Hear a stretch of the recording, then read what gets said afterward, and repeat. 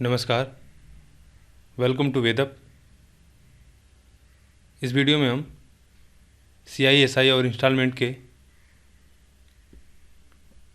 Problem को देखेंगे।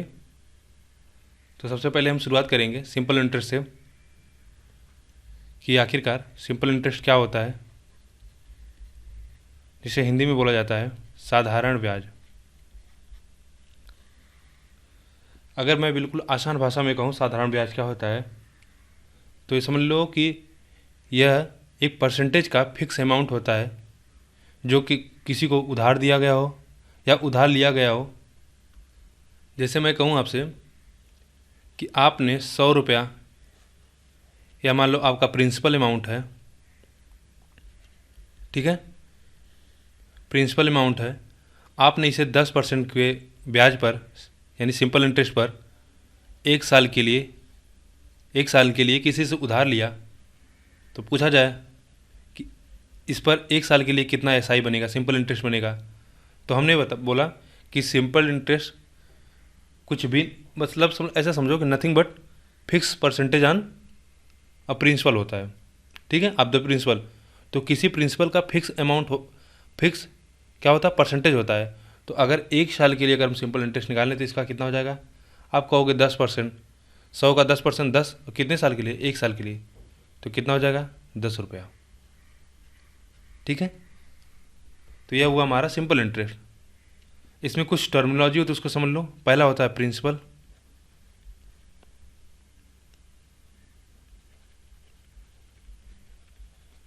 इसको हम P से डिनोट करते हैं। प्रिंसिपल अमाउंट क्या होता है कि वह मनी जो डिपॉजिट किया जाए या लोन लिया जाए, ठीक है, या बारो करते हो आप जो भी, तो उसको हम प्रिंसिपल अमाउंट बोलते हैं। इंटरेस्ट हमारा क्या होता है, जिस दर पे हम ब्याज लगाते हैं, जैसे मान लो 10%, 20%, ठीक है। टाइम होता है, दूसरा हमारा इंटरेस्ट हो गया। फिर हमारा टाइम कितने साल के लिए इन्वेस्ट किया गया, ठीक है। और अमाउंट, जिसे देखो इसको हिंदी में बोलते हैं मूलधन, और इसको बोला जाता है अमाउंट को हिंदी में बोलते हैं इसको मिश्र धन। इंटरेस्ट को हिंदी में बोला जाता है ब्याज, टाइम तो अपना समय होगा, ठीक है। तो जब किसी प्रिंसिपल पर, मूलधन पर मान लो 10% ब्याज लग रहा है और एक साल के लिए, तो कितना इंटरेस्ट जनरेट होगा, आपको हो गया 10 रुपया।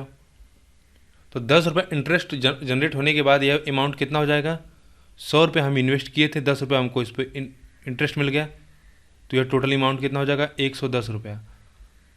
तो जो इंटरेस्ट किसी मिश्र धन, सॉरी, जो आपका प्रिंसिपल होता है उस पर जब इंटरेस्ट ऐड हो जाता है तो वह राशि बन जाती है आपकी क्या, अमाउंट, यानी इसको हिंदी में बोलेंगे मिश्र धन, ठीक है।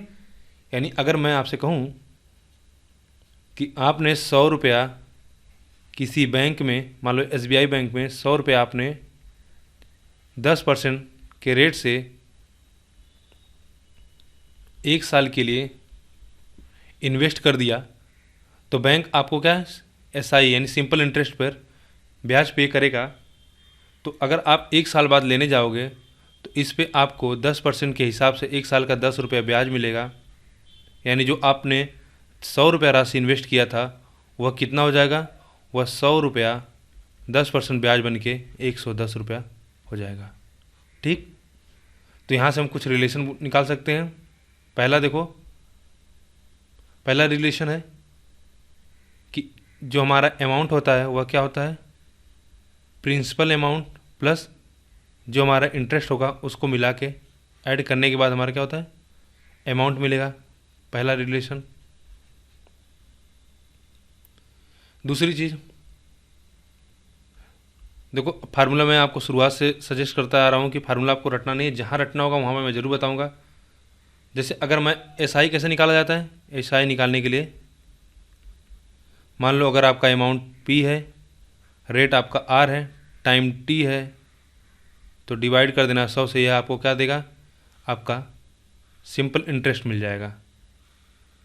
लेकिन मैंने बोला कि बस ये क्या होता है कि आपका एक फिक्स्ड अमाउंट पे परसेंटेज होता है, ठीक है, कितने समय के लिए काउंट करते हैं। अगर हम जैसे यही कहें कि 100 रुपया 10% के हिसाब से 2 साल के लिए इन्वेस्ट कर दिया जाए तो 100 का 10% तो 10 होगा। अगर 1 साल के लिए होता, 2 साल के लिए वैल्यू कितना जनरेट कर दी, एक बार 10 और एक बार 10, तो 2 साल में है कितना 20 रुपया। या आप चाहो फार्मूला में रखो, SI कितना होगा, आप कहोगे 100 रुपया है 10% के हिसाब से 2 साल के लिए बटा 100 कर देना, तब भी यहाँ से 20 आएगा। तो इसीलिए मैंने जब परसेंटेज की वीडियो शुरू किया था तो वहीं पे बताया था कि अगर आप परसेंटेज समझ जाओगे तो percentage, profit and loss, discount, simple interest और कंपाउंड इंटरेस्ट एंड इंस्टॉलमेंट, यह बिल्कुल सब केवल परसेंटेज का क्या एप्लीकेशन है, ठीक है। अब यहीं पे हम कंपाउंड इंटरेस्ट भी समझ लेते हैं, ठीक है। थोड़ा सा उसके बारे में जान लेते हैं, फिर उसको भी हम अलग से समझेंगे। अगर हम बात करें कंपाउंड इंटरेस्ट की, दोनों को एक साथ समझना इसलिए आवश्यक है जिससे आप दोनों के बीच में अंतर समझ पाओ कि कंपाउंड इंटरेस्ट क्या होता है, सिंपल इंटरेस्ट क्या होता है।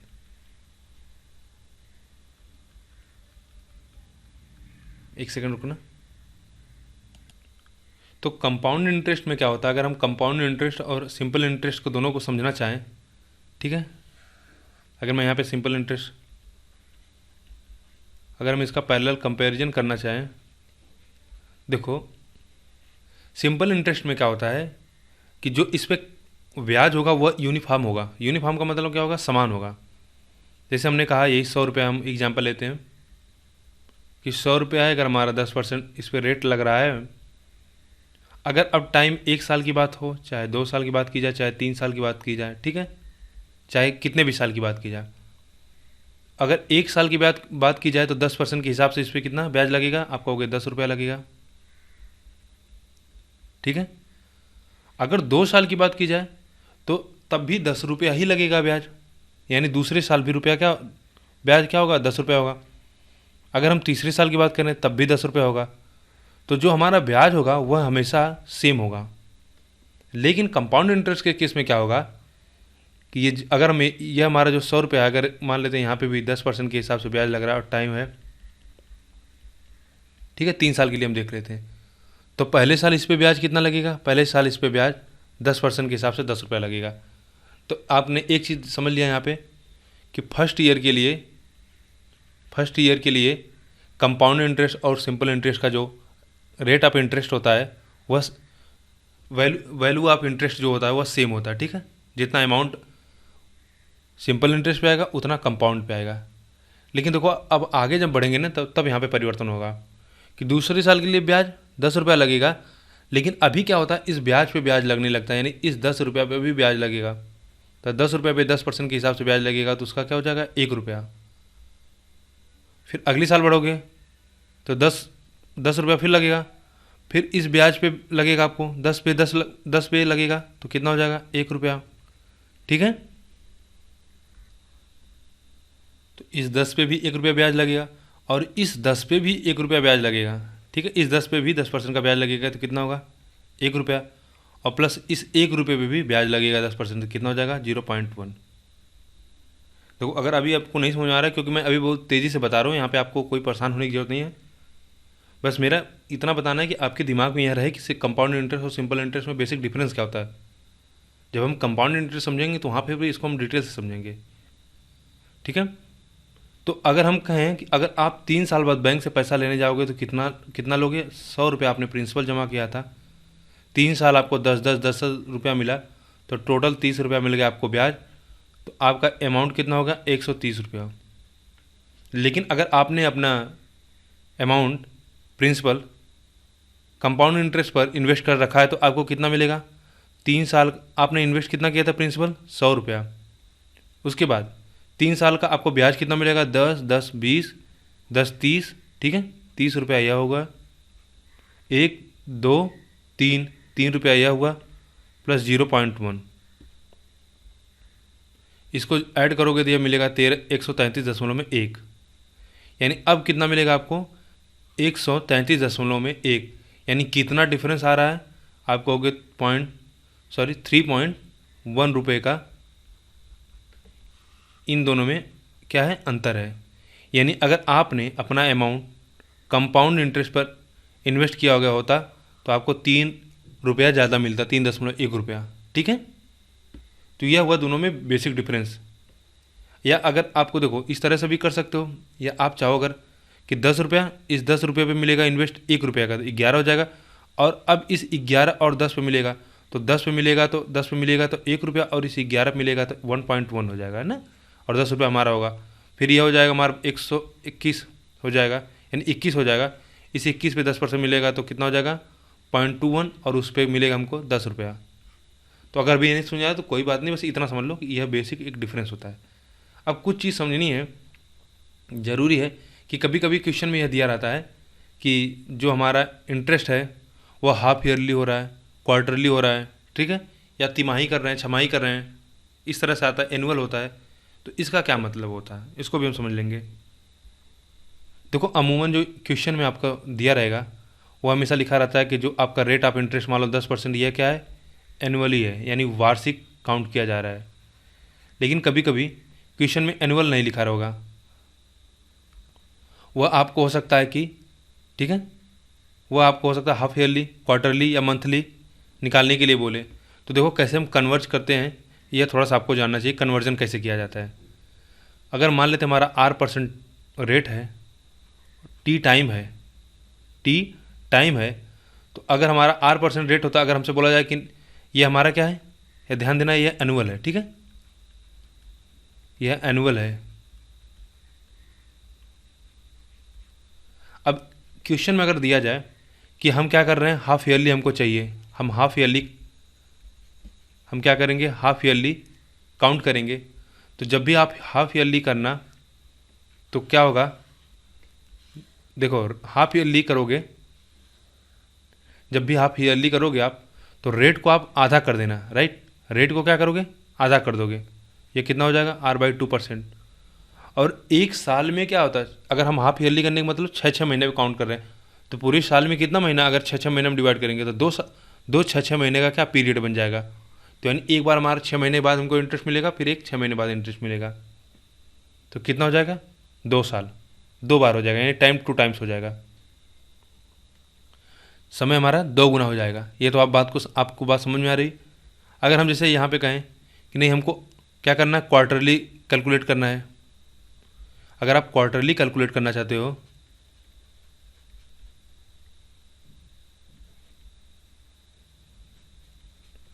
यानी 4 महीने पर कैलकुलेट करना चाह रहे हो, तो आप क्या कहोगे, आप इसको R/4 कर देना। अब एक साल में अगर आप 4 बार कैलकुलेट करना चाहते हो तो टाइम क्या हो जाएगा, 4 गुना हो जाएगा।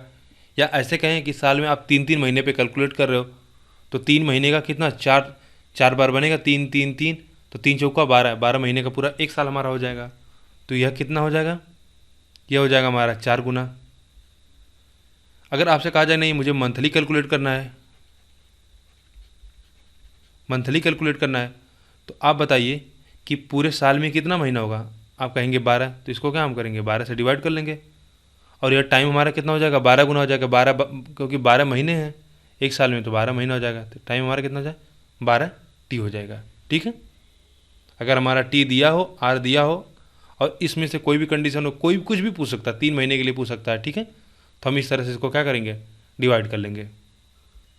अब अगर यहाँ तक बात समझ में आ गई हो तो अब हम आगे बढ़ेंगे, क्वेश्चन करेंगे, फिर क्वेश्चन के थ्रू एक एक चीज़ सीखते चलेंगे। तो अभी तक देखो हमने क्या बताया आपको कि अगर आपको कन्वर्जन करना आना चाहिए, ठीक है, और जो सबसे मुख्य चीज़ है, और हमने बताया कि आप समझ लो कंपाउंड इंटरेस्ट और सिंपल इंटरेस्ट में क्या बेसिक डिफरेंस होता है। एक फार्मूला भी समझा, और हमने बताया कि ये फार्मूला कैसे डिराइव होता है, ठीक है, अगर आप परसेंटेज जानते हो। और हमने समझा मूलधन, ब्याज, समय और मिश्र धन क्या होता है। तो हम पहला क्वेश्चन करेंगे। तो देखेंगे हमारा पहला क्वेश्चन है कि इन हाउ मेनी ईयर्स, यानी कितने साल में, ठीक है, 12% वार्षिक दर से 3,000 रुपया का साधारण ब्याज 1080 रुपये आएगा, ठीक है। यानी हमको बताना है कि अगर हम 3,000 रुपया कहीं अगर मान लो किसी बैंक में हम जमा करते हैं, किसी को देते हैं, और 12% वार्षिक दर हो, तो उसका जो साधारण ब्याज हुआ 1080 कितने वर्षों में आएगा। तो मैं पहले आपको बताता हूँ जो फार्मूले से, फिर मैं बताऊँगा कि आप कैसे इसको डायरेक्ट कैसे करोगे, परसेंटेज से कैसे अप्रोच करोगे। देखिए हमको यहाँ पे क्या दिया है, 3,000 रुपया। यह क्या हमारा है, आप कहोगे यह प्रिंसिपल अमाउंट है। हमको रेट ऑफ इंटरेस्ट दिया है कितना, 12%। और हमको एसआई भी दे रखा है कि सिंपल इंटरेस्ट कितना दे रखा है, 1080। तो हमसे क्या पूछा है, टाइम पूछा है। कैसे करोगे, एसआई बराबर PR/T। यह मैं फर्स्ट टाइम लिख रहा हूँ, उसके बाद बहुत रेयर होगा कि हम कहीं इस फार्मूले का यूज करेंगे, ठीक है। बाकी जगह पे हम केवल परसेंटेज का एप्लीकेशन यूज करेंगे। तो पहला क्वेश्चन इसलिए लिख रहा हूँ, एसआई हमको कितना मिल रहा है, 1080। प्रिंसिपल अमाउंट कितना है, प्रिंसिपल कितना है, 3,000।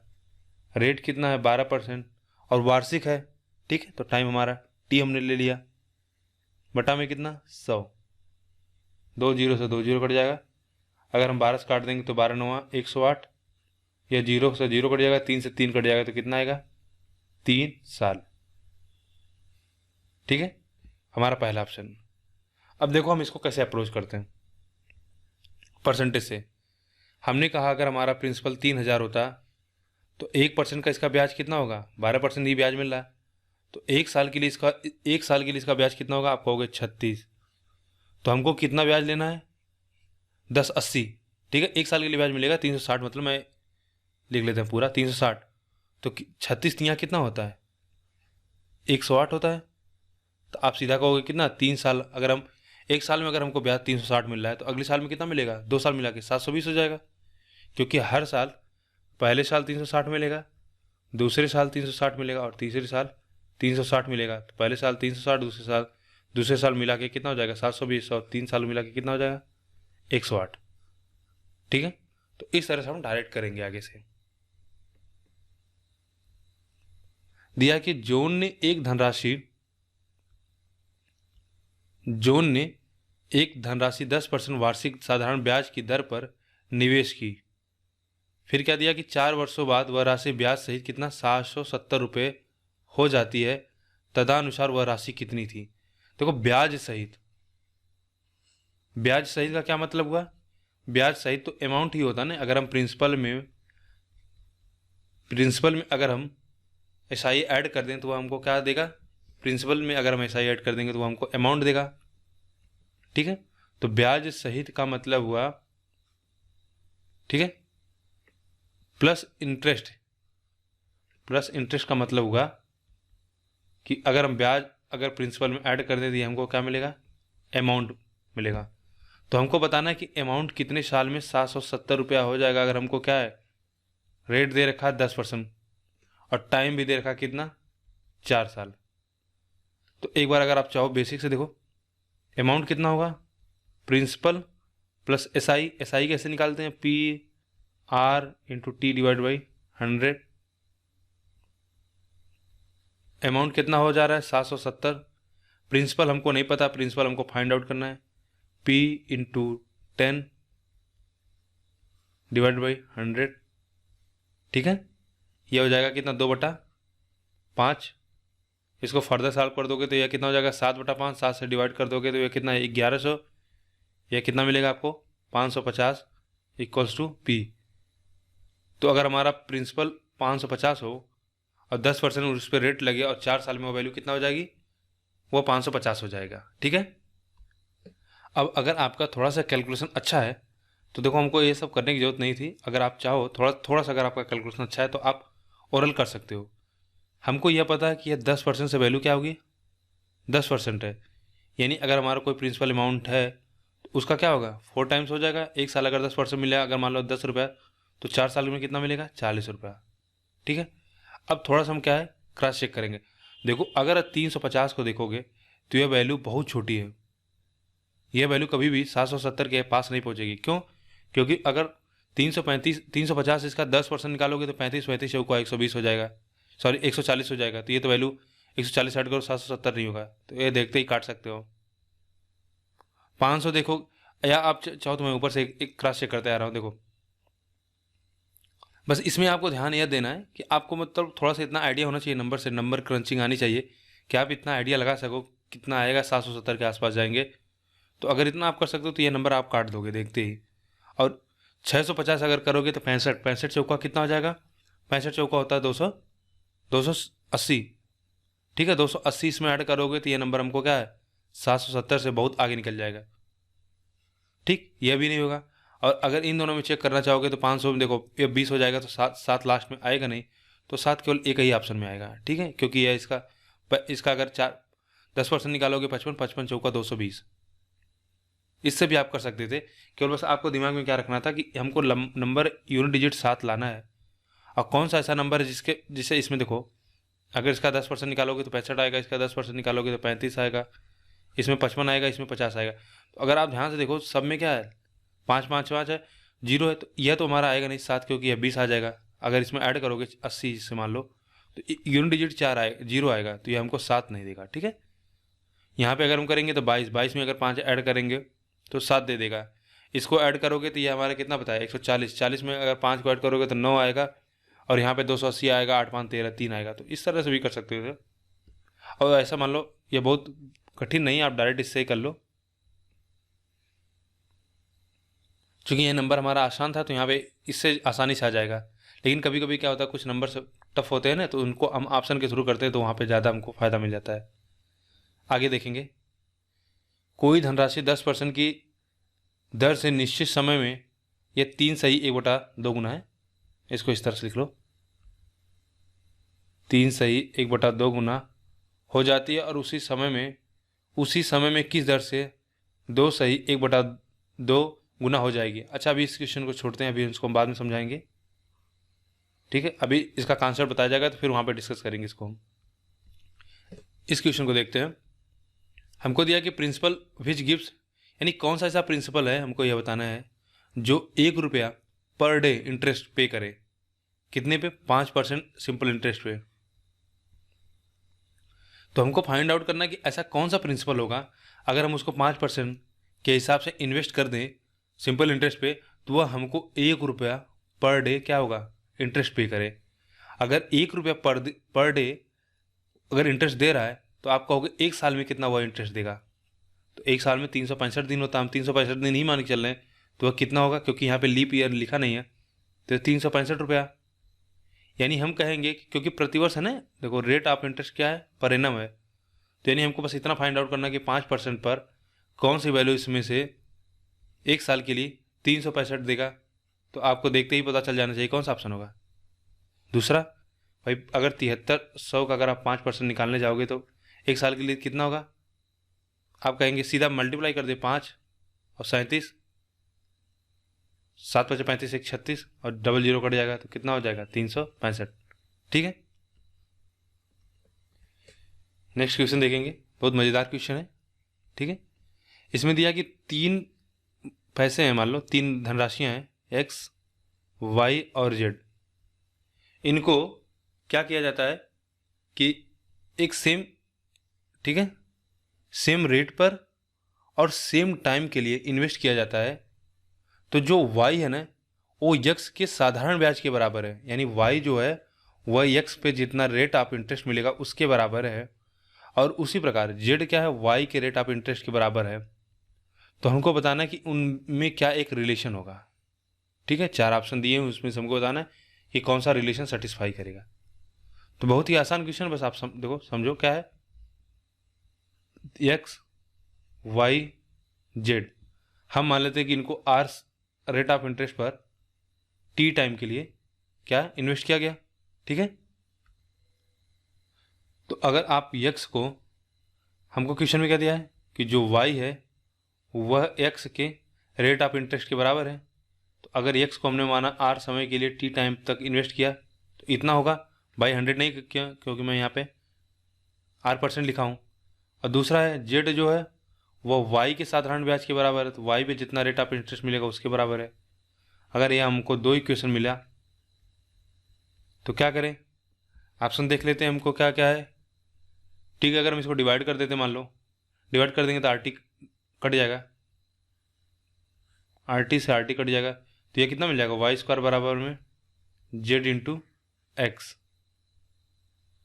Z into x.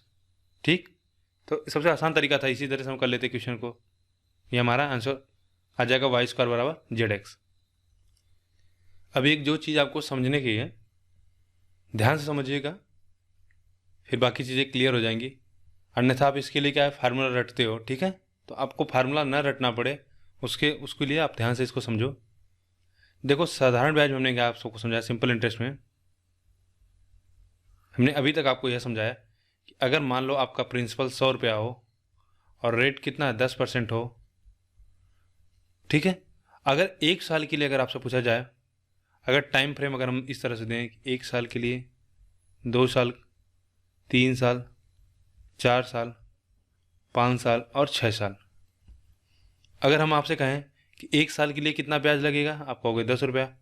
दूसरे साल में कितना ब्याज लगेगा, दूसरे साल में भी 10 रुपया लगेगा। तीसरे साल में भी ब्याज 10 रुपया होगा। चौथे साल में ब्याज 10, पांचवें में 10, छठे में 10। अगर आपसे पूछे कि एक साल का ब्याज कितना होगा, यानी एक साल बाद अमाउंट कितना हो जाएगा, आप कहोगे 110 रुपया हो जाएगा। अगर आपसे पूछा जाए कि 2 साल बाद ब्याज कितना हो जाएगा, 2 साल बाद ब्याज हो जाएगा 10, 10, 20, 20 रुपया, तो अमाउंट कितना हो जाएगा, आप कहोगे 120 रुपया हमारा अमाउंट हो जाएगा। आगे बढ़ेंगे, 3 साल के लिए अगर पूछा जाए कि ब्याज कितना होगा, तो आप कहोगे 10, 10, 10 यानी 30 रुपया। 30 यानी 3 साल बाद, अगर 3 साल बाद अगर आप बैंक से अपना पैसा निकालते हो तो कितना रुपया आपको मिलेगा, 130 रुपया। इसी रुपये का 4, 5 और 6। यहाँ तक बात क्लियर हुई। तो एक चीज़ अगर आप ध्यान से देखोगे तो जो 10 रुपया है ना, वो हमको क्या है, हर साल मिल रहा है। इसीलिए मैंने आपको शुरुआत में बताया क्या होता है कि यूनिफॉर्म इंटरेस्ट मिलता है इसमें।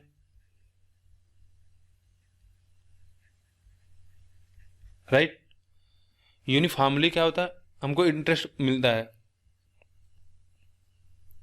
तो कभी कभी हमको क्वेश्चन में दिया रहता है इस प्रकार कि मान लो कोई राशि सिंपल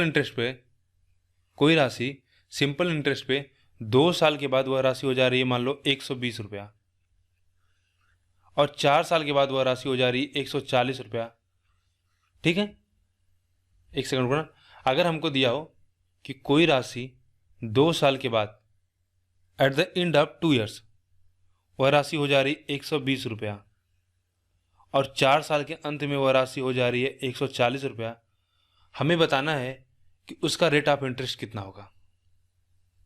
ठीक है, हमें बताना है उसका रेट ऑफ इंटरेस्ट कितना है, या हमसे पूछ लिया जाए कि प्रिंसिपल अमाउंट कितना होगा। कैसे फाइंड आउट करोगे? देखो, इस तरह के क्वेश्चन में जब भी आए तो बस एक चीज़ हमेशा दिमाग में रखना, और एक फंडा कि सिंपल इंटरेस्ट में हमेशा यूनिफॉर्म होता है रेट ऑफ इंटरेस्ट।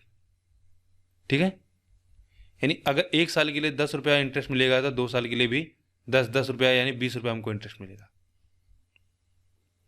तो हमने कहा अगर हमारा 2 साल के अंत में प्रिंसिपल कितना 120 है और 4 साल के अंत में 140 है, तो मैं आपसे पूछूं कि इन दोनों के बीच में कितना डिफरेंस है, कितने रुपए का, आप कहोगे 20 रुपये का, यानी 20 रुपये का क्या हमारा इंटरेस्ट का गैप आ रहा है। तो यह 20 रुपये का इंटरेस्ट का गैप क्यों आ रहा है? क्योंकि यह 2 साल ज़्यादा है, ये 2 ही साल का हमारा इंटरेस्ट है, यह 4 साल का इंटरेस्ट है। यानी हमारा यह 2 साल के बाद अमाउंट है, amount after 2 years, amount after 4 years. तो जो 2 साल और 4 साल के बीच में अमाउंट में जो 20 रुपये का डिफरेंस आ रहा है वह इसलिए आ रहा है क्योंकि जो 4 साल वाला है वह 2 साल से 2 साल ज़्यादा है। तो यह जो 20 रुपये का डिफरेंस आ रहा है वह 2 साल का इंटरेस्ट है। तो हमने आपसे कहा है कि यह यूनिफॉर्म इंटरेस्ट मिलता है, यानी हर साल समान इंटरेस्ट मिलेगा। तो 2 साल में अगर 20 रुपया इंटरेस्ट मिला होगा तो पहले एक साल में कितना मिलेगा, आप कहोगे 10 रुपया। यानी कहेंगे हम कि 2 से तीसरे साल में कितना इंटरेस्ट मिला होगा, तीसरे साल में आप कहोगे 10 रुपया। फिर 3 से चौथे साल में कितना इंटरेस्ट मिला होगा, 10 रुपया। तो हमारा 10 रुपया यहाँ पे, 10 रुपया यहाँ पे, यह मिलकर कितना हो गया, यह मिलकर टोटल हो गया 140 रुपया। यहाँ तक बात क्लियर हुई। तो अगर आपसे पूछा जाए कि आपको बताना है कि रेट ऑफ इंटरेस्ट, अब आपको बताना है कि रेट ऑफ इंटरेस्ट कितना होगा, तो रेट ऑफ इंटरेस्ट आप कैसे निकालोगे, थोड़ा सा इसके लिए ध्यान देना, समझना ध्यान से कि देखो, अगर हमारा 2 साल में हमको 20 रुपया रेट ऑफ इंटरेस्ट मिल रहा है, 2 साल में हमारा ब्याज कितना होगा, 2 साल में 20 रुपया हो रहा है। तो अगर हम कहें पहले साल भी हमको 10 रुपया ब्याज मिला होगा और दूसरे साल ब्याज मिला होगा 10 रुपया, तो हमारी वैल्यू कितना हो गई 120। तो हम कहें अगर 2 साल पहले यानी जब शुरुआत में यह वैल्यू कितनी रही होगी, आप कहोगे 20 कम रहा होगा। 2 साल भाई, 2 साल का गैप कितना, 20 रुपये का, तो यह वैल्यू कितना रहा होगा 100। और हमको पता है 1 साल में कितना कितना इंटरेस्ट मिल रहा है 10 रुपया। तो अगर 100 रुपया हमारा प्रिंसिपल हो और 1 साल में अगर हमको इंटरेस्ट SI 10 रुपया मिल रहा है, तो रेट ऑफ इंटरेस्ट आप कहोगे कितना हो गया 10%। क्यों? क्योंकि इसका 10% कितना होगा 10 रुपया 1 साल के लिए। तो देखो हमको क्या मिल गया, हमको प्रिंसिपल अमाउंट मिल गया, हमको रेट ऑफ इंटरेस्ट मिल गया।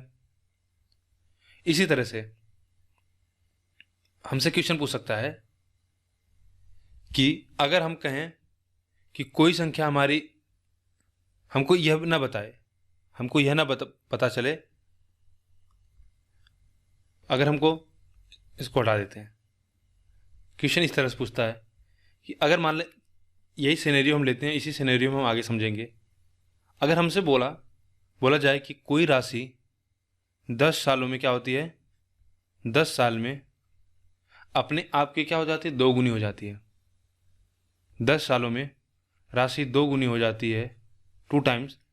तो हमसे पूछा जाए कि इन हाउ मेनी ईयर्स, कितने साल में वह राशि क्या हो जाएगी 3 टाइम्स हो जाए, यानी अपने आप का कितना 3 गुना हो जाए। समझ पाए कि कोई राशि अगर मान लो जैसे हमारी यही 100 है, हमारा प्रिंसिपल यहाँ पे 100 था, तो यह 10 सालों में क्या हो जा रहा है 2 गुना। 2 गुने का क्या मतलब हुआ कि जो हमारा अमाउंट हो जाएगा 2 साल बाद, 10 साल बाद वो कितना हो जाएगा 200 हो जाएगा। तो हमको बताना कितने साल में है 3 गुना हो जाएगी। अब देखो यहाँ पे फिर समझना कॉन्सेप्ट, अगर 10 सालों में ठीक है कोई राशि 2 गुना हो जा रही है, तो 2 गुने का मतलब हमने समझाया कि अगर हमारी राशि 100 रुपये होगी, तो नीचे बनाते हैं, अगर हमारा प्रिंसिपल 100 रुपया है, तो यह 10 सालों में क्या हो जा रहा है अपने आप का 2 गुना। 2 गुना का क्या मतलब हुआ 200 रुपया।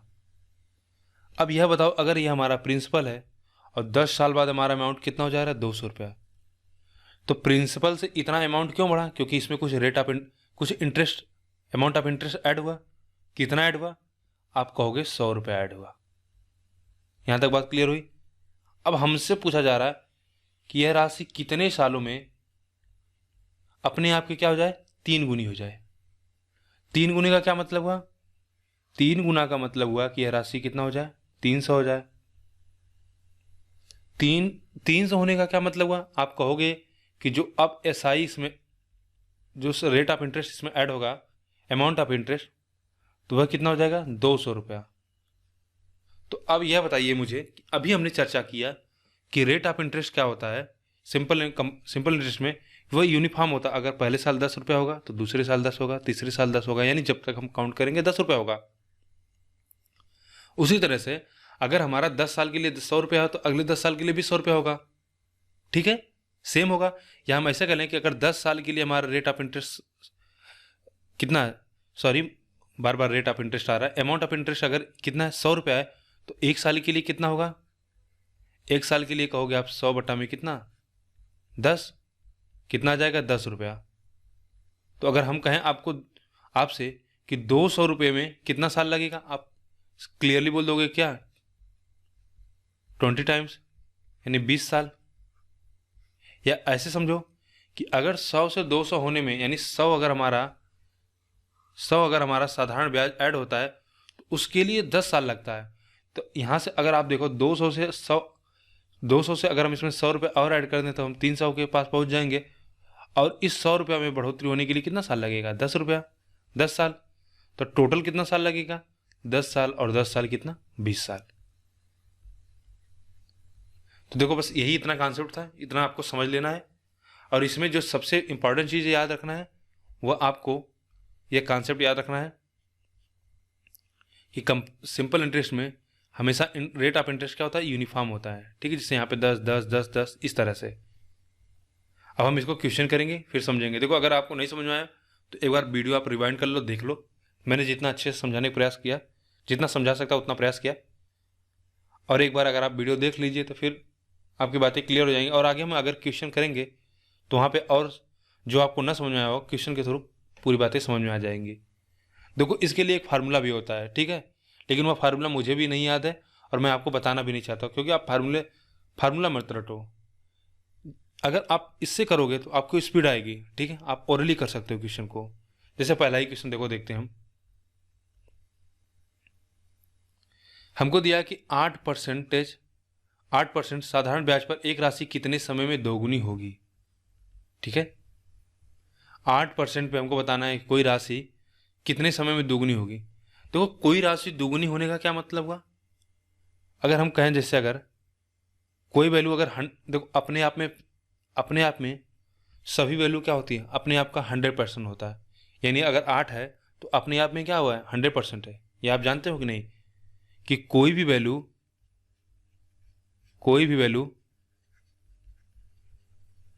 ठीक है अपने आप का 100% होता है। तो अगर कोई वैल्यू 100% से 2 गुना होने का क्या मतलब, हमने आपको पहले समझाया। 2 गुने का मतलब होता है, 2 गुने का मतलब हो गया कि 200% हो जाए। 200% होने का क्या मतलब हुआ कि 3 गुना हो जाए। सॉरी, मतलब 2 गुने का मतलब क्या होगा कि वो 100 टाइम से बढ़ जाए। जैसे मैंने बोला कि परसेंटेज के टर्म में अगर हमने बताया कि अगर कोई राशि 2 गुनी हो रही है, 2 गुना 2 टाइम्स हो रहा है, तो यानी अगर हमारी वैल्यू 100 होगी तो वह वैल्यू क्या हो रही, वह 200 हो जाएगी। अगर 2 गुना हो गई तो वैल्यू कितना बढ़ गई, 100। तो यानी हमने आपको बताया था कि जो वैल्यू जो इसमें परसेंटेज इंक्रीज आएगा वह कितना होगा, 100% का इंक्रीज होगा। 100% का अगर इंक्रीज हो रहा है तो वह वैल्यू क्या हो जाएगी, 2 गुनी हो जाएगी, ठीक है। यह चीज़ मैंने आपको मैंने समझाया था आपको कि इसमें जो परसेंटेज इंक्रीज आएगा, भाई वैल्यू 100 से बढ़ जा रही है तो कितना परसेंट बढ़ रही है, 100%, ठीक है। तो 100% का क्या मतलब हुआ, 2 गुना। 200% का क्या मतलब हुआ, 3 गुना। 400% का मतलब क्या हुआ, 5 गुना। अगर 400% बढ़ने का यह मतलब हुआ कि इसका 400% कितना होगा, 400% कहोगे 400, तो जब 400 इसमें ऐड कर दोगे यह नंबर कितना हो जाएगा, 500। तो वैल्यू कितना हो जाएगी, 5 टाइम्स होगी। देखो ये छोटा सा काम सेट इसको आपको आना चाहिए। देखो जैसे इस क्वेश्चन की तरफ हम बढ़ते हैं कि हमको दिया कि 100% राशि क्या हो जाए, 2 गुनी हो जाए, ठीक है। तो 2 गुना होने का मैंने मतलब बोला कि अगर हमारी यहाँ पे परसेंटेज नहीं, सॉरी माफ करिएगा, अगर हमारा कोई वैल्यू 100 हो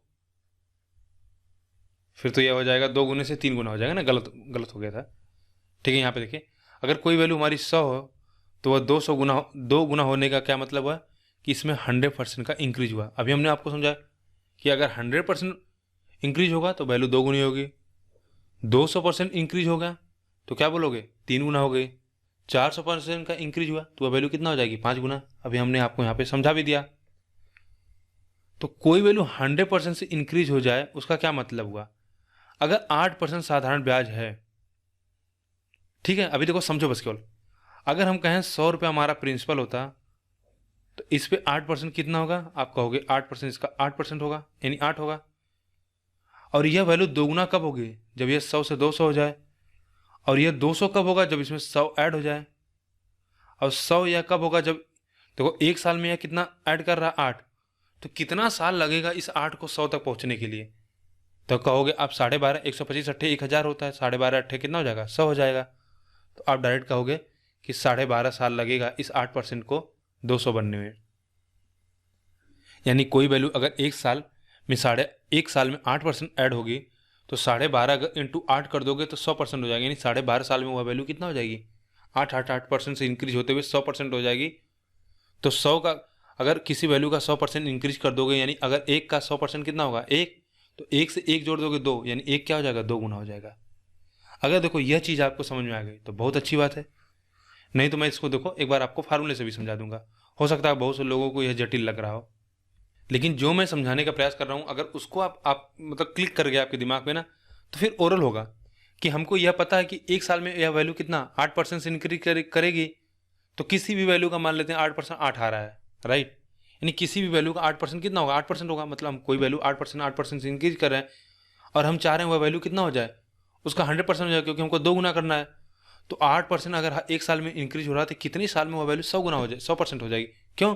क्योंकि जब वैल्यू का 100% इंक्रीज हो जाएगा, यानी मैं कह रहा हूँ कि अगर कोई वैल्यू हमारी 10 है, जब इसका 100% कितना होगा, 10।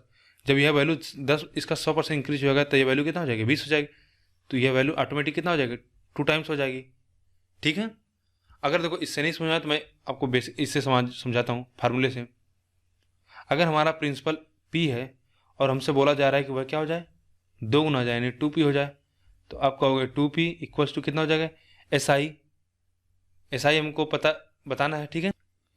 हालांकि SI तो हमको यहाँ से पता है कि कितना हो जाएगा भाई, P सिंपल इंटरेस्ट मिल रहा तभी 2P हो गया, प्लस प्रिंसिपल अमाउंट। ठीक है। ये प्रिंसिपल अमाउंट हमारा P हो गया और इस पर कितना रेट ऑफ इंटरेस्ट मिल रहा है, आप कहोगे P%।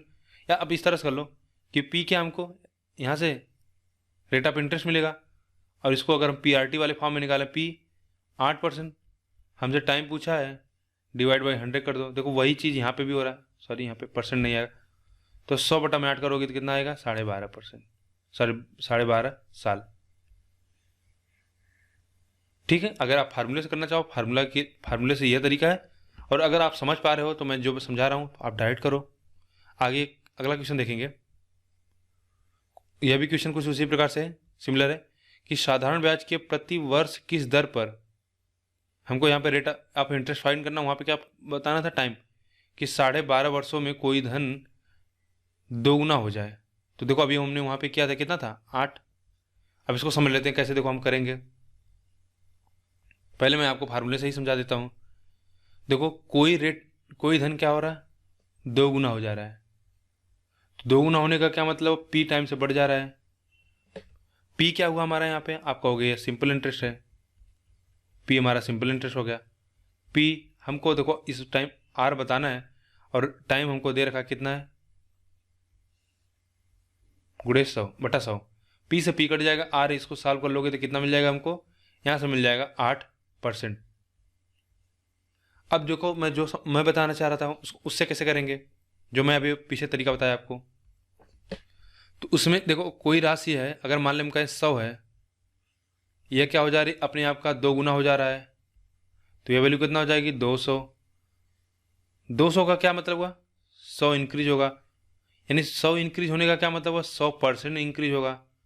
यानी कोई वैल्यू अगर 2 गुना होगी तो उसमें 100% का इंक्रीज होगा। देखो यह चीज़ अगर समझ पा रहे हो ना, कि कोई वैल्यू अगर 2 गुना हो रही है तो उसमें 100% का इंक्रीज होगा, कोई वैल्यू अगर 3 गुना हो रही है तो उसमें 200% का इंक्रीज होगा, कोई वैल्यू 400 अगर 4 गुना हो रही है तो उसमें 300% का इंक्रीज होगा। क्यों? क्योंकि अगर हम करें कोई वैल्यू मान लो अगर ये 4 है, अगर यह 3 गुना हो जा रही है यानी कितना, 1200 हो रहा है, तो कितना इंक्रीज हुआ, आप कहोगे 800। तो 800 इसका कितना है, आप कहोगे 200%। तो आप देख रहे हो कि अगर 3 गुना हम किसी वैल्यू को कर रहे हैं तो उसमें 200% का इंक्रीज हो रहा है। वाइस वर्सा, अगर 200% का इंक्रीज करोगे तो 3 गुना हो जाएगी राशि। अगर 500% का इंक्रीज कर रहे हो तो 6 गुना राशि हो जाएगी। अगर 8 गुना कर रहे हो तो 8 गुना कर रहे हो तो 700% का इंक्रीज होगा। ठीक है। तो अगर हम 2 गुना कर रहे हैं तो क्या होगा, इसका मतलब हम 100% राशि इंक्रीज कर जाएगी।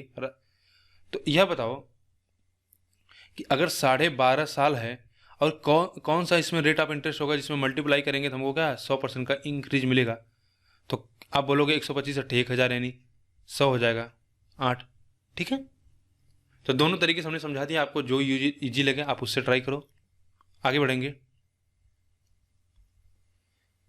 इस क्वेश्चन हमको दिया है कि simple interest on a sum of money is 4/9 of the principal and number of years is equal to the rate percent per annum, the rate per annum is.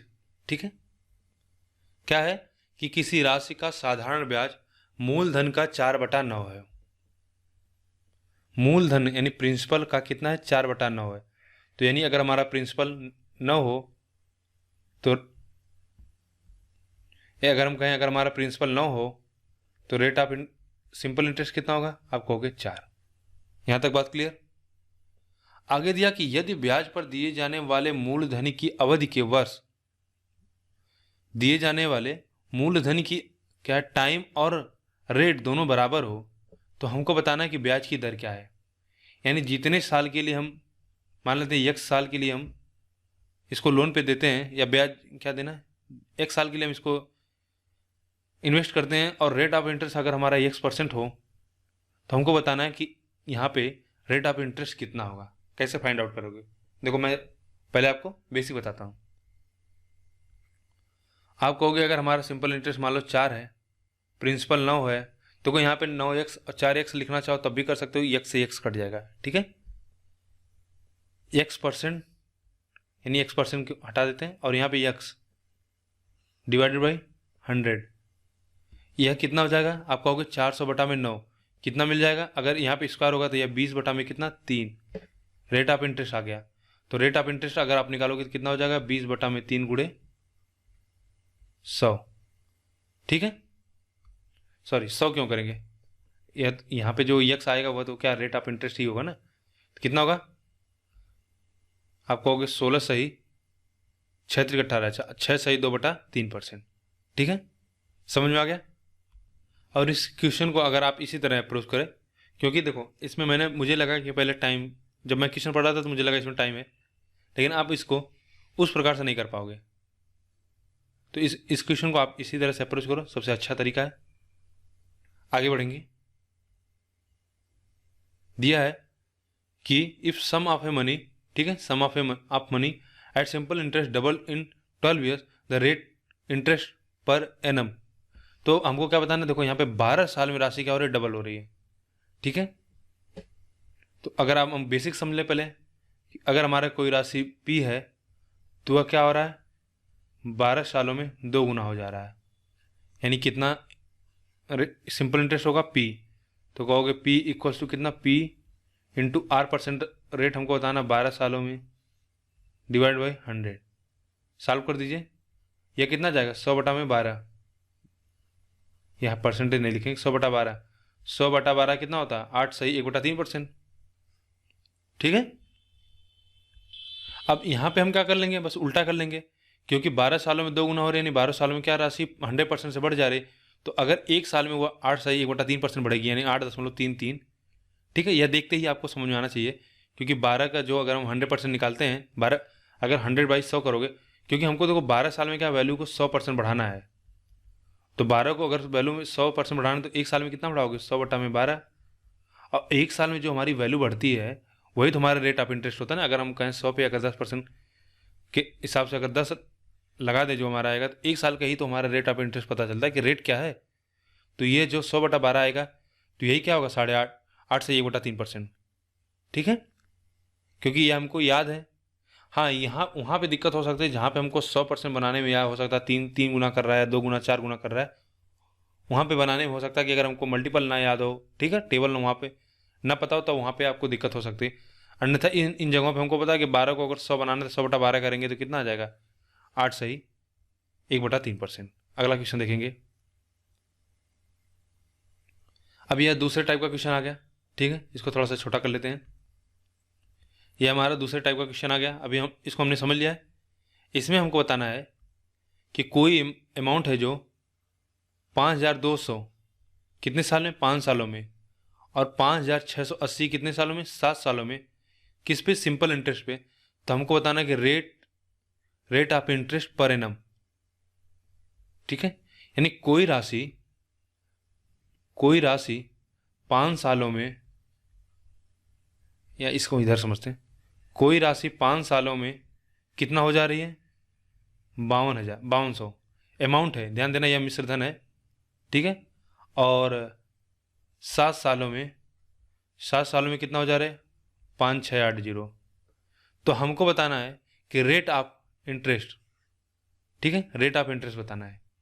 और यहाँ एक आपके लिए मैं क्वेश्चन देता हूँ, मुझे वहाँ पे दिमाग में नहीं आया, यहाँ पे ध्यान देना कि बहुत से लोग क्या करते हैं, मैं देखा हूँ कि गलती करते हैं कि जैसे 5 साल के लिए इतना, 7 साल के लिए इतना, और हमने बताया कि यूनिफॉर्म ग्रोथ होता है, तो इन 2 सालों में कितना रेट ऑफ इंटरेस्ट जुड़ा? आप कहोगे 480 रुपया। ये कितना? 2 सालों में जुड़ा। तो एक साल में कितना होगा? एक साल में आप कहोगे कितना? 240 रुपया। यह 240 रुपया इस पे निकाल लेते हैं रेट ऑफ इंटरेस्ट। 240/520। यह क्या है? यह हमारा प्रिंसिपल अमाउंट नहीं है, ध्यान देना। यह हमारा अमाउंट है 5 सालों का। इसमें क्या है? 5 सालों का इसमें 5 साल का अगर 200 के हिसाब से जोड़ें तो 1200 रुपया। 1200 रुपया इसमें क्या हुआ? सिंपल इंटरेस्ट ऐड होने के बाद यह राशि हमारी 520 हुई है। तो यह कभी भी प्रिंसिपल नहीं है, इसको प्रिंसिपल कभी मत समझना, ठीक है। तो इस पर रेट ऑफ इंटरेस्ट मत निकालना, रेट ऑफ इंटरेस्ट हमेशा प्रिंसिपल अमाउंट पर निकालना। तो प्रिंसिपल अमाउंट कितना होगा? क्योंकि हमको पता 5 सालों का ब्याज लगने के बाद यह राशि 5200 हो गई, तो राशि कितनी रही होगी? 4000। अब इस पे निकाल लेना, एक साल का रेट ऑफ इंटरेस्ट कितना है? 240 है। एक साल का रेट ऑफ इंटरेस्ट 240 से कितना परसेंट होगा? 6% होगा ब्याज, रेट ऑफ इंटरेस्ट। इसका 6% तो ही 240 होगा ना, ठीक है। तो इस तरह के क्वेश्चन कभी फार्मूले मत रखना, बस इसको समझ लेना कैसे हम करते हैं। आगे बढ़ेंगे। सिमिलर उसी प्रकार का क्वेश्चन है कि एक मनी है सिंपल इंटरेस्ट पे 6776 कितने एक साल में, और 7504 कितने में? 4 सालों में। तो हमको बताना है कि रेट ऑफ इंटरेस्ट बताना पर एनम, और बताना है,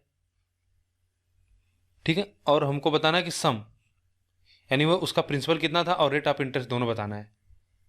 देखो दिया है कि एक साल में वह राशि कितना हो जा रही है? 6776, और 4 साल में आप कहोगे 7504 रुपये। तो यह बताइए 1 से 4 साल में यह राशि कितना बढ़ी? आप कहोगे 76 है ना, तो 24 यानी कितना? 424, 24 4 28, ठीक है, 428 देख लें, ठीक है 428। तो यह कितना है? 3 सालों में ग्रोथ हुआ है, 3 सालों का रेट ऑफ सिंपल इंटरेस्ट है। तो एक साल का कितना होगा? आप कहोगे एक साल का होगा, ये नंबर अच्छा कटेगा नहीं, ठीक है, ये नंबर कटेगा नहीं, और नंबर कटेगा नहीं तो फिर फ्रैक्शन में तो कोई आंसर नहीं आ रहा है, कहीं गलती हो रही है क्या इसमें से? अच्छा, ठीक, ये 1428 होगा ना, ये 7, यहाँ पे देखो 428 ऐड कर देंगे तो यह 504 मिल जाएगा, लेकिन मैं इसको भूल गया, ठीक है, ये 1428 हो जाएगा। अब 3 से देखो डिवाइड करते हैं, तो 3 चौका 12, 2 बचेगा, 3 7 21, बचेगा 1, 3 6 18, यानी एक साल का कितना होगा? 476 रुपया। तो यह एक साल बाद, भाई यह एक साल का इसमें ब्याज ऐड हुआ, तो एक साल का ब्याज कितना था? 476 रुपया। इसमें से हम क्या करेंगे? सब्ट्रैक्ट कर देंगे, और हमको क्या मिल जाएगा? प्रिंसिपल अमाउंट मिल जाएगा। तो 476 रुपया सब्ट्रैक्ट कर, तो 0 0, ये 6 मिल जाएगा, ये कितना? 556, तो सॉरी 5600, तो 2 ऑप्शन तुम्हारा देखते ही कट जाएगा। अब हमको रेट ऑफ इंटरेस्ट निकालना है, तो ये 5600 तुम्हारा हो गया, सॉरी 2 में है ना, 5600 हो जाएगा, और 476 का कितना परसेंट होगा? आप कहोगे 476 बटा में 5600। क्यों? क्योंकि एक ही साल का, देखो यहाँ पे फार्मूला हमको नहीं लगाना, हमने बताया कि यह फिक्स्ड परसेंटेज का क्या होता है, बस निकालना, उस पर काउंट करते हैं। तो एक साल के लिए तो एक साल हो जाएगा, 2 साल के लिए 2 साल, ठीक है। अब वही आप PRT लेके फार्मूला लिखोगे तो उसका कोई मतलब, बस एक साल के लिए हो गया। यह कितना हो जाएगा? अगर आप सीधा करें, सीधा भाग दे देते हैं इससे हम, तो कितना बार जाता है? 9 बार, 9 से 54 नहीं, 8.5 तब होगा। जब अगर 9 नहीं होगा तो एक ही ऑप्शन है, क्या? दूसरा, 8.5, ठीक है। अगला क्वेश्चन देखिए कि साधारण ब्याज पर किसी वार्षिक ब्याज दर प्रतिशत से 4300 रुपये की एक राशि 2 वर्ष में बढ़कर कितना हो जाएगी? 4644 हो जाती है। कौन सी राशि साधारण ब्याज पर इसी ब्याज दर पर 5 वर्षों में कितना? 10,104 रुपये हो जाएगी। यानी हमको इसमें प्रिंसिपल अमाउंट पता करना है। देखो दिया कि कोई राशि है वह 4300 रुपये से कितना? 4644, कितने सालों में? 2 वर्षों में। 2 साल में कोई राशि 4300 से 4600 हो जाती है। तो हमको बताना है कि कौन सी राशि 5 वर्ष में 10,104 पर उसी सेम रेट ऑफ इंटरेस्ट पे, जिस रेट ऑफ इंटरेस्ट पे यह बढ़ रहा है, तो हमको इसमें क्या फाइंड आउट करना है? रेट ऑफ इंटरेस्ट निकालना है, ठीक है। तो यह कितना है? 2 सालों में। अगर ये हमारा प्रिंसिपल है और ये हमारा अमाउंट है, देखो यहाँ पे लिखा ना 4300 बिकम 4,642 इन 2 ईयर्स, तो यहाँ पे कंफ्यूज मत करना यह 2 साल बाद है या किसी अलग साल है, नहीं, ये हमारा अमाउंट इतना 2 साल बाद इतना होता। अगर यहाँ पे लिखना होता तो यह लिखता कि यह 3 साल बाद या 5 साल तक, तो तब अंतर 2 साल का होता। ठीक है, तो 2 साल में राशि कितना बढ़ी, आप कहोगे 344। तो 1 साल में कितना, 172। तो 172 बटा 43, अगर 4300 कर दोगे तो कितना कट जाएगा, 6 से कटेगा नहीं, 4 से कट जाएगा। तो कितना हमको मिला रेट ऑफ इंटरेस्ट, 4%। अब इस 4% पे कौन सी राशि 5 वर्षों में, ठीक है, इतना हो जाएगी, 10,104। तो देखो अगर हम कर रहे हैं कि 5% पे 4% 5 साल के लिए, तो इफेक्टिव कितना परसेंट हो जाएगा, आप कहोगे 20%। यानी कौन सी राशि ऐसी होगी जिसमें 20% निकाल के उसका 20 ऐड कर दें तो वह राशि 10,104 हो जाएगी। तो ओरल करना चाहो तो ओरल तो होगा नहीं, क्योंकि फिर हमको कैलकुलेशन देख लेते हैं। अच्छा, ये कितना हो जाएगा, ओरल हो जाएगा। देखो हमको क्या करना, 20% करना है, तो 20% निकाल के फिर उस नंबर में ऐड कर लेंगे। तो इसमें हम क्या करते हैं, देखो थोड़ा सा चालाकी दिखाते हैं। हम क्या करेंगे, इसमें ना यूनिट डिजिट फाइंड आउट कर लेंगे। देखो मैं एक तरीका बता रहा हूँ, आप ध्यान समझना। इसमें 4 आ रहा है, तो देखो इसका 20% इसमें ऐड करोगे तो देखो यह देखते हुए इतना आपको समझ में आना चाहिए कि यह नंबर नहीं होगा। ठीक है, और अगर इसका 20% निकालोगे तो यह लगभग कितना, 190। ठीक है, तो यह लगभग हमारा कितना 1100 के आसपास वैल्यू जाने लगेगी, यह नहीं होगा। 2 ऑप्शन बचा। और अगर जैसे मैंने बोला कि आप यूनिट डिजिट चेक कर लो, अगर जब इसका 20% निकालोगे तो लास्ट में 2 से गुणा करोगे तो 2 आ जाएगा, 12 होगा, और यह नंबर यहाँ पे आके ऐड होगा। क्यों, क्योंकि देखो 92, जैसे एक लिख के बता दे रहा हूँ, 92 60 है। जब इसका 20% निकालोगे, देखो एक जीरो कट जाएगा, बटा 100 करेंगे, तो जब मल्टीप्लाई करेंगे तो यह 2 हमको यहाँ पे मिलेगा, और जब हम इसको ऐड करेंगे तो यह हमारा नंबर कितना 960 है, तो यह हमारा नंबर यहाँ पे ऐड होगा, 2 होगा, यहाँ पे कुछ आएगा 6 आएगा, तो हमको क्या चाहिए, 4 चाहिए। तो इसलिए क्या होगा, यह ऑप्शन हमारा गलत हो जाएगा।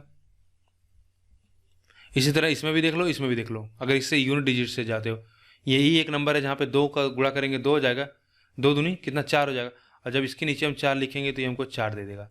और यदि आप चाहो तो निकाल सकते हो कि हमारा कितना रेट ऑफ इंटरेस्ट कितना आया, 4% आया। रेट ऑफ इंटरेस्ट 4% आया, कितने साल के लिए, 5 साल के लिए। अमाउंट कितना 10,104 बराबर प्रिंसिपल मान लो P इंटू 5 इंटू R कितना है 4% डिवाइडेड बाई 100, परसेंटेज बार बार लिख देता हूँ, 20, यह कितना हो जाएगा 5, यह कितना होगा 6P बटा 5 बराबर कितना 10, 101,04। यहाँ से भी आप यहाँ से भी आप निकालोगे तो आएगा 84,000, 8420। ठीक है, तो थोड़ा सा आपको स्मार्ट करना ही पड़ेगा, इतना आपको नंबर क्रंचिंग आनी चाहिए कि आप इतना देखिए, बस आप इसको क्या गेस कर ले जाओ यूनिट डिजिट से। ठीक, अब हम कुछ मिक्स टाइप के क्वेश्चन करेंगे जिनमें सभी कॉन्सेप्ट अप्लाई होगा। ठीक है, पहला क्वेश्चन देखिए, थोड़ा यह क्वेश्चन टफ होगा लेकिन आप समझेंगे तो हो जाएगा आसानी से। दिया है कि अरुण 20,000 रुपया 2 दोस्तों को, ठीक है, अरुण 20,000 रुपया 2 दोस्तों को, एक को क्या कितना 12,000, कितने रेट ऑफ इंटरेस्ट 8% पे सिंपल इंटरेस्ट है, और अरुण पूरे इस सौदे में 10% का क्या प्रॉफिट कमाना चाहता है। तो हमसे पूछा है कि दूसरे दोस्त को उसने किस रेट ऑफ इंटरेस्ट पर रिमेनिंग मनी थी वह दिया। यानी देखो इस तरह से अरुण के पास टोटल 20,000 रुपया था, उसने क्या किया कि 2 दोस्तों को,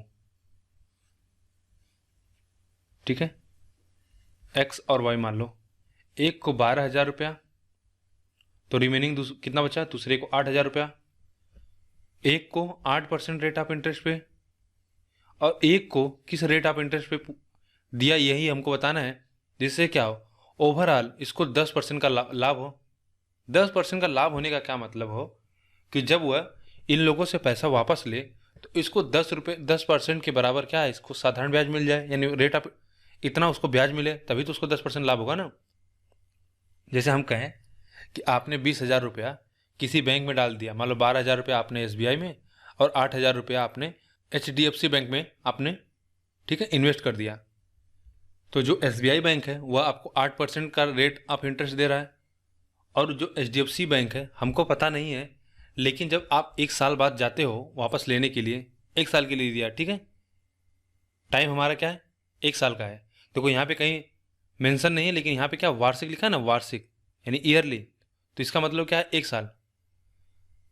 तो एक साल बाद जब आप जाओगे तो आपको 10% का प्रॉफिट होगा। 10% का प्रॉफिट होने का मतलब कि आप 20,000 रुपया जमा किए थे, आपको कितना मिले, इसका 10% कितना होगा, आप कहोगे 200, सॉरी 2,000।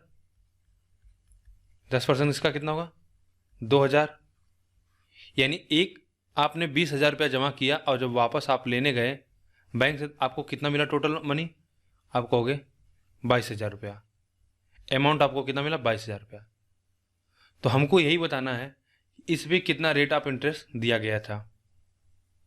तो अगर हम कहें 8,000 रुपये पे, 12,000 रुपये पे अगर 8% के हिसाब से एक साल का ब्याज मिलेगा तो कितना रुपया मिलेगा, आप कहोगे 960 रुपया, यही ना, 960 रुपया। और हमको टोटल कितना मिलना है ब्याज, 2,000 रुपया। तो बाकी बचा ब्याज कहाँ से आ रहा है, यहाँ पे आ रहा है। आप कहोगे 1040 रुपया हमको यहाँ से मिल रहा है, तभी तो मिला के हमारा क्या हो जा रहा है, टोटल मिला के हमारा 2,000 रुपया हो जाएगा। तो 1040 का कितना परसेंट होगा, आप कहेंगे 1040 बटा में 8,000, ठीक है। आप डायरेक्ट बोल सकते थे कितना, 8 ठीक कम 8 बचा 2, 8 त्रिक 24, 13 अट्ठे 104। तो यह कितना हो गया, 13%। देखो यह तरीका हुआ, बिल्कुल बेसिक से आप कर सकते हो, आसानी से इसका आंसर आ जाएगा। लेकिन अगर आप जब एलिगेशन पढ़ लोगे ना, तो इस क्वेश्चन को हम एलिगेशन से करते हैं और बहुत आसानी से आंसर आएगा। देखो उसने एक दोस्त को क्या किया, 12,000 रुपये के हिसाब से 8% पे दे दिया, और दूसरे दोस्त को हमसे पूछा जा रहा है और हमको पता है कि ओवरऑल इसको क्या 10% का लाभ हो रहा है, और हमको यह भी पता है कि यह जो राशि बांटी गई किस अनुपात में, 12,000 अनुपात 8,000 है। अगर इसका अनुपात निकाल लोगे तो कितना हो जाएगा, 3:2। यह कितना आएगा, 3:2। और एक चीज़ आपको पता हो कि बड़े वाले से हम एलिगेशन में छोटा वाला घटाते हैं, अगर इसमें से घटाओगे तो यह 2 आएगा। तो इसमें से इसको क्या करेंगे, जोड़ देंगे, एक घटाते एक ऐड करते हैं तो कितना हो जाएगा, यह होगा 13%। तुम्हारा आंसर क्या होगा, 13%। ठीक है, जब एलिगेशन सीख जाएं, अगर एलिगेशन आपको आता है तो आप एलिगेशन से करो, विद इन सेकंड आएगा। अगर आप इससे भी कर लोगे तो कोई बहुत लंबा समय नहीं लगेगा। अगला क्वेश्चन देखेंगे। इस क्वेश्चन को देखो, पढ़ो कि दिया कि ए पर्सन, ठीक है, कोई व्यक्ति है जो 5,000 रुपये को, ठीक है, 4% के हिसाब से तथा 5% के हिसाब से simple interest, rate of interest हमारा क्या है, परिणाम है, पे 2 लोगों को पार्टली डिवाइड करता है, मतलब आंशिक रूप से बांट देता है। फिर आगे क्या दिया है कि टोटल इंटरेस्ट आफ्टर 2 ईयर्स। अब देखो यहाँ पे ईयर दिया हुआ है, कितना, 2 साल बाद उसको कितना टोटल मिलता है, रेट ऑफ इंटरेस्ट कितना मिलता है, 440 रुपया। तो हमको बताना है कि किस अमाउंट में, किस रेशियो में अमाउंट को डिवाइड किया गया। ठीक है, देखिए 5,000 रुपया था, इसको क्या किया गया, 2 लोगों के बीच में बांट दिया गया। हमको यह नहीं पता कितने कितने रुपए में कितना कितना रुपया दिया गया, पिछली बार हमको यह दिया था, लेकिन पिछली बार हमको दोनों का रेट ऑफ इंटरेस्ट नहीं पता था, इस बार हमको दोनों का रेट ऑफ इंटरेस्ट पता है। एक को 5% पे, दूसरे को 4% पे बांट दिया गया। और यहाँ पे टाइम इस बार कितना है, 2 साल है। 2 साल बाद इसको कितना रेट ऑफ इंटरेस्ट मिल रहा है, यह भी हमको पता है। 2 साल बाद इसको मिल रहा है 440 रुपया। तो 2 साल के बाद अगर इसको 440 रुपया मिल रहा है, तो अगर हम कहें इसको इफेक्टिव, अगर 5,000 पे अगर हम कहें 440 रुपया मिल रहा है, तो आपसे पूछा जाएगा इसको इफेक्टिव कितना रेट ऑफ इंटरेस्ट मिल रहा है। तो आप कहोगे 2 साल का 440 है, तो 1 साल का कितना होगा, 220। तो 220 बटा में कितना, 5,000 गुणे 100। अगर इसको करोगे तो यह कितना आ जाएगा, 22/5। यानी अगर हम देखें तो इसको 2 सालों में 22/5% के हिसाब से रेट ऑफ इंटरेस्ट मिले, रेट ऑफ इंटरेस्ट के हिसाब से इसने दिया। इफेक्टिव अगर हम निकालें, एवरेज निकाल लें, हम ऐसा क्यों कर रहे हैं, क्योंकि हम एलिगेशन लगाना चाहते हैं। तो हमने बताया कि एक 4% पे, दूसरा 5% पे, और दोनों को मिला के कितना है, 22/5%। देखो जब भी एलिगेशन लगाओ, अगर फ्रैक्शन में आ रहा है 5 आ रहा है, तो सब में 5 का मल्टीप्लाई कर लो, यहाँ भी 5 कर लो, यहाँ भी 5 कर लो, यहाँ पे भी 5 कर लो। तो ये फाइनली कितना हो जाएगा, 20, 25, और यहाँ पे कितना हो जाएगा, 22। देखो इस सब्ट्रैक्ट कर लो 3, और यहाँ पे कितना आ जाएगा, 2। तो कितना आंसर आ जाएगा, 3:2, 3:2। हमने क्या, देखो इसमें थोड़ा समझ लेना, हमने क्या बोला कि अगर उसको 2 सालों में 440 रुपया मिल रहा है तो हम कहें इफेक्टिव उसको कितना, या इस तरह से भाषा में समझोगे कि उसको कितना प्रॉफिट हो रहा है, या आप कहोगे कि इफेक्टिव रेट ऑफ, देखो रेट ऑफ इंटरेस्ट हम यहाँ पे देखो एलिगेशन जब भी करोगे ना तो सेम क्वांटिटी होनी चाहिए। देखो यहाँ पे हमारा एलिगेशन निकाल रहे हैं हम परसेंटेज का, इस पे परसेंटेज का, और इन दोनों को मिला के कितना रेट ऑफ परसेंट बन रहा है, तो वह कहोगे अगर 440 2 साल में, तो 1 साल में 222 रुपया, 220 रुपया, तो यानी 1 साल का रेट ऑफ इंटरेस्ट कितना होगा, 22/5। यानी इस तरह से हुआ कि एक आपने चावल लिया, ठीक है, ए क्वालिटी का, दूसरा बी क्वालिटी का चावल लिया, इन दोनों को मिक्स करने के बाद इसको, अगर मान लो आप 10 रुपये वाला चावल लिया, 20 रुपये वाला, इसको मिला के 30 रुपये में बेच रहे हो, तो वहाँ पे हम एलिगेशन अप्लाई करते हैं। तो वही हमने यहाँ पे किया कि 20 रुपया, 25 रुपये, और इन दोनों को मिलाकर कितना होगा, हमने कहा 22/5, तो इसको हम 5 से डिवाइड कर दिए तो हमको कितना मिल गया, 3/2। अगर आप बेसिक समझना चाहते हो तो मैं बेसिक से भी बता दे रहा हूँ। बेसिक से समझ लो, देखो कि 5,000 रुपया है और इस पर कितना मिल रहा है, 2 साल बाद 440 रुपया। तो देखो अगर हम कहें एक x होगा तो दूसरा कितना होगा, आप कहोगे 5,000 माइनस x होगा। तो एक पे 4% मिल रहा है, 4% कितने साल के लिए, 2 साल के लिए, कितना ब्याज होगा, इतना। दूसरे पे निकालोगे 500 माइनस x, इस पे कितना, 5% का है ना, ठीक है, 5% कितने साल के लिए, 2 साल के लिए, बटा 100 कर दो, यह मिलाकर कितना हो रहा है, 440 रुपया। सॉल्व कर लो, देखो 4 दूनी 8, 5 दूनी 10, ऊपर कितना आ जाएगा, -2x, और यहाँ पे कितना हो जाएगा, 10 पंजे 50, यानी 5,000, 50,000 हो जाएगा ना, एक जीरो और था यहाँ पे, ठीक है। बटा में कितना, 100 इधर मल्टीप्लाई कर दो, 4 4 0, यह कितना हो जाएगा, 44,000। सॉल्व कर दीजिए तो यह हो जाएगा 600, x बराबर कितना, 2x, एक ही x बराबर कितना, 3,000। अगर एक 3 होगा तो दूसरा कितना होगा, दूसरा 2,000 होगा, तो रेशियो कितना होगा, हमने बोला एक x पे दिया जा रहा है और एक 5,000 माइनस x पे, और हमको देखो बताना जो 4% वाला और 5% वाले इनके बीच में रेशियो बताना है, ठीक है। तो ध्यान देना, इस बात का ध्यान देना, नहीं तो देखो 3:2 है और 2:3। अगर मान लो यहाँ पे फर्ज करो कि आपने 5,000 माइनस x लेके और यहाँ पे x माना होता तो रिवर्स आता, आपका यहाँ x यहाँ पे 3,000 आता है, यहाँ पे 2,000 आता है, तो आपका आप आंसर मार के आ जाता 2:3, क्योंकि यहाँ पे कहीं लिखा नहीं 4% वाले और 5% वाले पे अनुपात निकालना। तो जब जहाँ कहीं मेंशन ना हो तो वहाँ पे जिस आर्डर में क्वेश्चन दे रखा हो उस आर्डर को हम फॉलो करते हैं। जैसे पहले 4% का दिया है, फिर 5% का दिया है, तो उपरोक्त दरों में से निम्न से प्रत्येक पर लगाई गई राशि के लिए 5,000 को निम्न से कौन सा अनुपात में बांटेगा। तो ध्यान देना कि जिस अनुपात में, जिस क्रम में क्वेश्चन में लिखा होगा उसी क्रम में हम अपना आंसर देंगे, ठीक है। ये बड़ी ट्रिकी चीज़ है, इसको थोड़ा ध्यान देना, वरना आप गलत करके आ सकते हो। कि अगर आप मान लीजिए कि आप इस तरह से लेके चलते हो कि 5,000 माइनस x लेके चलते हो और x, तो आपका जो आंसर यहाँ पे आएगा x की वैल्यू 3,000 आएगी और इसकी वैल्यू 2,000 आएगी, तो आप लिख दोगे 2,000 रेशियो 3,000, और कितना आंसर आप मार के आ जाओगे, 2:3, ठीक है। तो दोनों हमने देख लिया कि बेसिक से भी कैसे नहीं करेंगे और हम एलिगेशन से कैसे करेंगे। आगे बढ़ेंगे, अगला क्वेश्चन है हमारा, कुछ सिमिलर क्वेश्चन उसी प्रकार से है कि अगर 17,500 रुपये की राशि का कुछ भाग साधारण ब्याज की 24% तथा बचा हुआ भाग 10% उधार पर दिया गया, 5 वर्ष बाद पूरा 13,300 रुपया क्या हुआ, ब्याज प्राप्त होता है। तो हमको बताना है कि 24% और 10% वाली राशि किस अनुपात में दी गई थी। कैसे निकालोगे, तो इसको हम एलिगेशन से लगाते हैं। हमने बेसिक बता दिया पीछे, अब एलिगेशन से यही सबसे अच्छा तरीका होगा करने का। कि देखो 17,500 रुपया है, 5 साल बाद यह राशि कितना हो जा रही है, कितना ब्याज मिल रहा है हमको, 13,300 रुपया। तो हम कहें 1 साल में कितना ब्याज मिलेगा, आपको 1 5 तिहाई कितना, 3 पचे 15, 3 पचे 15, सॉरी 5 दूनी 10, 5 छक्का 30, 5 छक्का 30, 26 60। तो हम कहें इफेक्टिव, यानी अगर हम बोलें कि वेटेड सिंपल इंटरेस्ट कितना होगा, यानी एवरेज कितना इसका रेट ऑफ इंटरेस्ट होगा। क्योंकि देखो जब भी एलिगेशन आप लगाओगे ना तो जो यहाँ पे वैल्यू आती है वह वेटेड एवरेज होता है, ठीक है, ध्यान देना, यानी वह एक एवरेज वैल्यू होती है। जैसे मैंने आपको समझाने के लिए भी बताया कि दो चीज़ों को मिक्स करते हो, अगर 10 रुपये वाला एक चावल और एक 20 रुपये वाला चावल, और इनको मिला के अगर आप 30 रुपये में बेच रहे हो, तो ये 30 रुपये में क्या है, अगर यह 1 kg का अगर मान लो रेट ऑफ इंटरेस्ट और यह 1 kg का, तो यह भी 1 kg का होना चाहिए।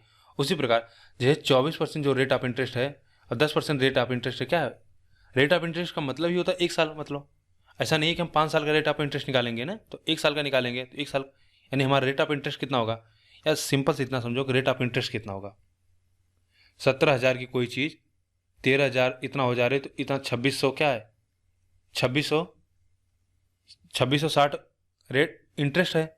और 1 साल में कितना होगा, तो उन्होंने कब बोला कि 1 साल में 2660 होगा, तो हम आपसे बोलें कि इफेक्टिव नहीं, गलत शब्द होगा यहाँ पे। आप ऐसे समझ लो बस केवल रेट ऑफ इंटरेस्ट कितना होगा। तो रेट ऑफ इंटरेस्ट अगर बड़ा वाला हम कहें, रेट ऑफ इंटरेस्ट कितना होगा, आपको होगा 2660 बटा में 17,500 गुणे में 100, 2 जीरो से 2 जीरो काट दो, ये नंबर कटेगा तो नहीं, 5 से काट देते हैं, 25 15 10 बटा में कितना हो जाएगा, 5 3 15 50 25 35 बटा 535 बटा में। इसको फर्दर सिंप्लीफाई करते हैं, थोड़ा सा 5 और काटेंगे तो कट जाएगा एक बार, और 5 से काट देते हैं तो 10 यानी 107, यह 7 होगा, इसके बाद नहीं कटेगा ना, तो ठीक है चलो। एक कितना है 24%, फिर ध्यान देना, देखो 24 क्रम और 10, यहाँ पे तो लिखा है 10, 24% 10 का, पिछले क्वेश्चन में लिखा नहीं था, तो हम उसी क्रम को फॉलो करेंगे। 10% और 107 बटा में कितना 7, तो इसको हम क्या फ्रैक्शन से बचने के लिए 7 में मल्टीप्लाई कर लेते हैं, तो यह नंबर कितना हो जाएगा, 7 का मल्टीप्लाई कर दे 140 और 28 168 70, और यह कितना 107। बड़ी वैल्यू से छोटी वैल्यू घटाते हैं, तो बड़ी वैल्यू से छोटी वैल्यू घटाओगे तो ये कितना, यहाँ पे कितना मिलेगा आपको, आपको हो गया हो जाएगा 61, और यहाँ पे सही है ना, 168 में इसको हम घटाएंगे तो, और यहाँ हाँ ठीक है, यहाँ से इसको सब्ट्रैक्ट करो कितना हो जाएगा 37, 37 रेशियो में 61, क्या ये नंबर कटेगा अभी। एक चीज हम आपको बता रहे हैं कि जो इसमें जो आंसर आ रहा है ना 37 61, यह आंसर सही है, इससे मतलब आपको ये नहीं सोचना कि ये नंबर कटेगा नहीं, आप किसी भी ऑप्शन में मैच कर लो तो कोई नंबर कटने वाला नहीं है। लेकिन जो इस क्वेश्चन का आंसर आया है वह है 13 रेशियो में कितना 22, तो 13 रेशियो में 22 कभी भी आंसर मतलब इस तरह से नहीं आएगा। अगर आप यहाँ पे अप्रॉक्स वैल्यू लेते हो, अगर यहाँ पे आप जैसे 10.5 लेते हो, ठीक है, इसको जब डिवाइड करोगे 10 सॉरी इसको जब आप डिवाइड करेंगे ना, तो ये वैल्यू कुछ इस प्रकार से आएगी 15.2857, मतलब ये नंबर डिवाइड नहीं होगा, इस तरह से फर्जत होगा। तो इसको क्या किया इन्होंने कि 168, जैसे यहाँ पे 24% है ना, 24 और 10 इसको 15.2 लेके सॉल्व किया है, तो यह कितना मिल जाएगा, यहाँ का हो गया 5.2 हो जाएगा, और कितना हो जाएगा 9 होता है ना, 8.8, ठीक है। और 4 से इसको काट दिया 13 चौका 52, 13 चौका 52, और यहाँ पे कितना हो जाएगा, आप कहेंगे यह 22 हो जाएगा, ठीक है। तो ये इसमें जो क्वेश्चन आंसर आया इस तरह से आया। लेकिन अब आप सोच रहे होंगे कि अगर ये तो हमको पता है, मान लो आपने बता दिया, लेकिन अगर हमारे एग्जाम में यही क्वेश्चन आ जाए तो फिर हम इसको कैसे अटेम्प्ट करते हैं। तो देखिए इसके लिए मैं आपको कहूँगा कि जैसे अगर आपका यही आंसर आ गया ना, और आप देख रहे हो ऑप्शन में नन ऑफ दीज भी नहीं है, तो यानी हमको जो भी करना है इसी से करना है, इसी नंबर से हमको आंसर निकालना है। तो थोड़ा सा आप क्या करना है, अप्रॉक्स जाना। जैसे अगर हम कहें 12 3 36, 13 3 39, या अगर हम 12 3 36 जाएँ, अगर दोनों में 3 का मल्टीप्लाई कर लें तो 12 3 36 हो जाएगा, 13 3 39 हो जाएगा। तो ये नंबर 61 है, तो इसके पास तो नहीं पहुँचेंगे। अगर इसमें किसी नंबर का मल्टीप्लाई कर लेते हैं, जैसे अगर हम कहें कि 14 3 42, या 12 3 36, 12 दूनी 24, तो यह भी नहीं होगा। और इसमें देख लो 12 3 36, 14 चौका 48, तब भी नहीं होगा। तो केवल एक ऑप्शन है, अगर इसका 3 टाइम कर दो, 13 3 39, और यह 22 3 66, तो लगभग देख रहे हो दोनों में पास हम पहुँच रहे हैं। तो इस तरह से आप कर लेना अप्रॉक्स से। तो अप्रॉक्स से अगर करोगे तब भी आपका आंसर यही आएगा। तो जैसे मैंने यहाँ पे निकाला, मैं देखा ये नंबर नहीं कटेगा, तो इसका आंसर तो यही आना, तो मुझे लग रहा था कि इसके आसपास होगा।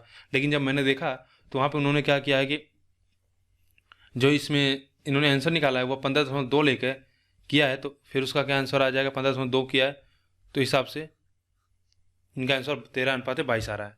ठीक है, कोई आपको इसमें घबराने की बात नहीं। अगर आप इतना भी कर रहे हो 37:61, तो बस आप ऑप्शन से जाना, और जो नियरेस्ट पॉसिबल वैल्यू होगी वही हमारा क्या होगा, आंसर होगा। ठीक है, ये हमारा लास्ट क्वेश्चन होगा इस वीडियो का।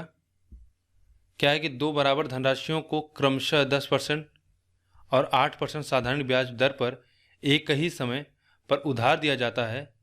पहली धनराशि दूसरी धनराशि से 2 वर्ष पहले ही प्राप्त हो जाती है। पहली राशि दूसरी राशि से 2 वर्ष पहले ही प्राप्त हो जाती है और प्रत्येक मामले में प्राप्त धनराशि कितना 36,900, तो प्रत्येक धनराशि थी। ठीक है, देखो क्या है कि दो बराबर सम्स हैं। मान लो अगर x रुपया है और x रुपया, इनको दो लोगों के बीच में दो लोगों को दिया जाता है।